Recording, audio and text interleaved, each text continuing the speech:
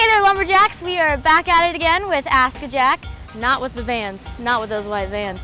But I will be coming around the campus and asking you guys the questions for our editorial each week, so be ready.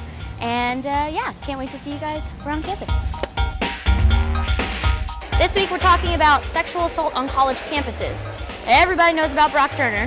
He was a swimmer at Stanford, and he sexually assaulted a woman behind a dumpster after a party. Because the minimum sentence for sexual assault is 15 years. He got a sentence of 6 months because the judge claimed that it would hurt his mental state to be in prison. He had a 6-month sentence, but got it reduced to 3 months, and so he's out free now. But how do you guys think that sexual assault cases should be handled? I think sexual assault really needs to be encouraged to be reported more, especially on campus, because I read somewhere like the statistic was 91% that college campuses' sexual assaults were not reported. And they're taking that as sort of like, oh, it's not happening as much as it should be, but that's so incorrect because it's happening all the time.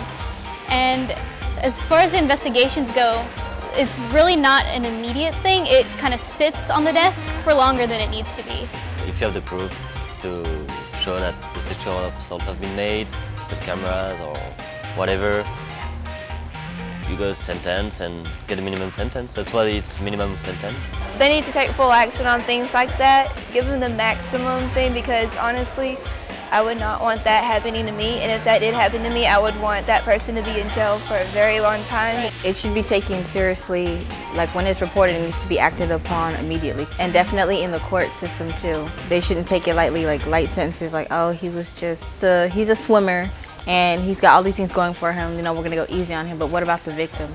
Shame on that judge for not upholding the law. Nothing gave him any right to do what he did, and it's one of the great sadness of our society that we do believe that certain people are above such things and have the ability to just take what they want. No man has the right to sexually abuse a woman in any way, and vice versa, but that he has absolutely no right to do it and should be taken to the full extent of the law as much as possible. Of course, I've heard of cases when people have got away with it, but I don't really see a way that we could indefinitely crack down on that. Our systems aren't always the problem, but the people inside of the systems are the problem. I would think that it would take more than a couple of cases from multiple judges to address the system instead of individuals. Obviously, I don't think what happened to Brock Turner is a good thing. I mean, if you sexually assault someone, then you shouldn't come out 3 months later. Obviously, the sentence should be much greater than that, but that depends on whoever the judge is.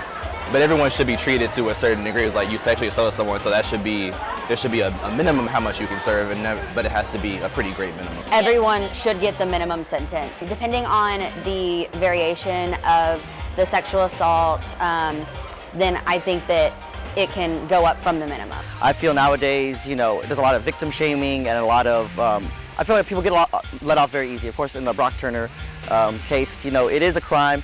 You know, it is a sexual assault, you know, and it, you know, in other cases it's to be taken very seriously, but for some reason on college campuses, and especially with the involvement of alcohol, some people just don't see it as that serious of an issue.